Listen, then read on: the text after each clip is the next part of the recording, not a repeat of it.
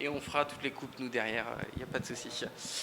Alors, bonjour, je vous laisse vous présenter. Oui, bonjour, je suis Yvan Fontaine, je suis propriétaire du cinéma Cartier à Québec. D'accord. Depuis combien de temps êtes-vous propriétaire de ce cinéma? Environ 7 ans et à Québec, ça fait 1 an. D'accord. Vous avez d'autres cinémas, d'autres... Oui, j'ai un autre cinéma en Estrie, à Cowansville. Un petit cinéma de 3 salles, cinéma d'une petite ville. D'accord. Là, vous avez un cinéma de combien de salles et quelle est la capacité maximum de cinéma? OK. Le cinéma Cartier maintenant est doté de 5 salles et d'une capacité totale de 325 places. D'accord, très bien. Est-ce que vous avez remarqué une évolution de la fréquentation de votre cinéma? Oui, ben, ça a beaucoup changé au courant des dernières années, le cinéma. Avec l'arrivée, ben, tous les médias, tout le monde multimédia est en train de changer avec l'arrivée des Netflix, la disparition des DVD, le cinéma. Les gens recherchent beaucoup plus maintenant des sensations ou cherchent des expériences à vivre.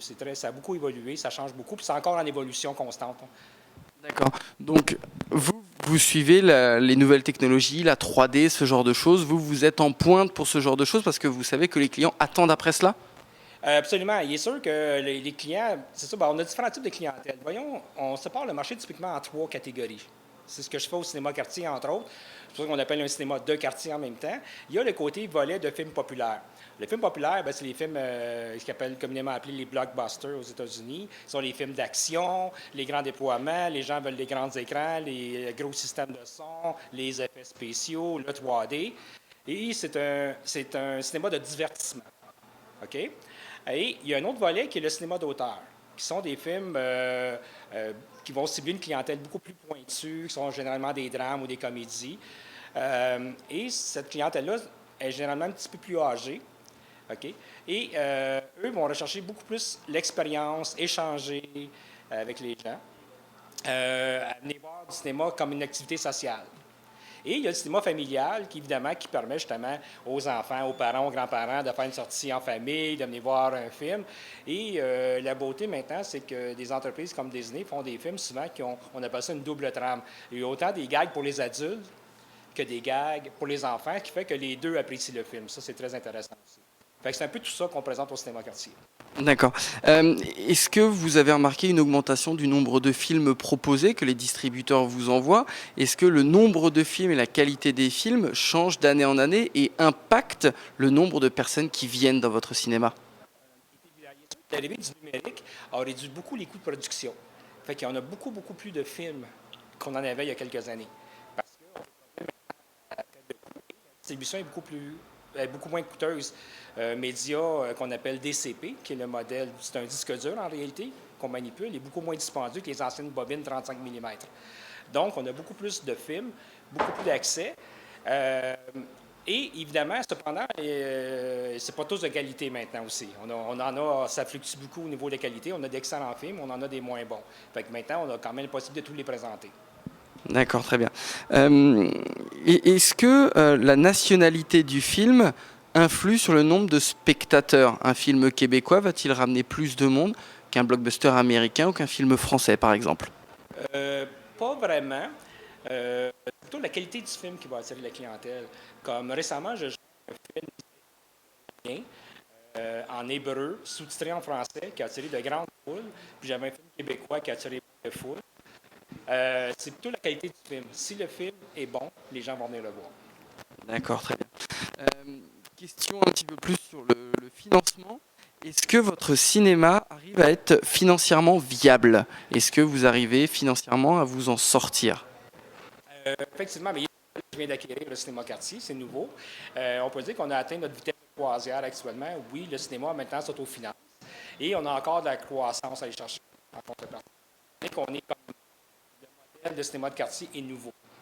D'accord, très bien. Quel est, selon, on parlait des nouvelles technologies, quel est selon vous le futur du cinéma à Québec? Le futur du cinéma va passer beaucoup plus par une activité sociale. Ma vision du cinéma, c'est un peu comme si on recule quelques années en arrière, les gens allaient au cinéma pour une activité sociale. Un peu comme qu'ils allaient à l'église, ils parlaient sur le balcon, les gens jasaient, ensuite ils sortaient. On a perdu un petit peu avec l'arrivée des réseaux sociaux, on a perdu un petit peu ça. Les gens communiquent sur Facebook, ces choses-là. Et on revient maintenant beaucoup plus, les gens ont besoin de communiquer. Les gens ont besoin de se voir et on revoit de plus en plus des groupes sociaux nous contacter pour faire des activités de groupe, faire des événements. On voit de plus en plus le cinéma devient un événement, une sortie de groupe. Finalement, ça revient un petit peu à ce qu'on avait dans le passé. Dernière question, est-ce que vous craignez le téléchargement illégal? On sait qu'en Europe, il est très développé, au Canada un petit peu moins, mais les studios de cinéma commencent à s'y intéresser. Il y a quelques condamnations qui tombent, notamment en Ontario. Est-ce que vous perdez une clientèle à cause du téléchargement? Oui, on perd évidemment une certaine clientèle, mais il y a des films. J'ai beaucoup de difficulté à imaginer regarder sur ta tablette ou regarder sur un laptop un film de James Bond ou le dernier Avenger et de manquer tous les effets et tout le côté intéressant qu'une sortie en salle peut donner, en plus de voir l'interrelation avec les gens dans la salle. Oui, c'est là, ça va toujours être là, on en est conscient, mais pour moi, c'est pas une inquiétude comme telle, c'est plutôt complémentaire. D'accord. Est-ce que vous n'avez pas peur que certains blockbusters comme Fifty Shades of Grey, qui ramènent beaucoup de spectateurs, ne montrent pas une mauvaise image du cinéma par rapport à des films d'auteur de haute qualité qui, eux, ne sont pas mis en avant? Est-ce que ça ne vous attriste pas un petit peu de voir que les gens viennent pour le buzz plutôt que pour la qualité du film? Ça, je ne suis pas nécessairement d'accord avec toi là-dessus. On voit les deux.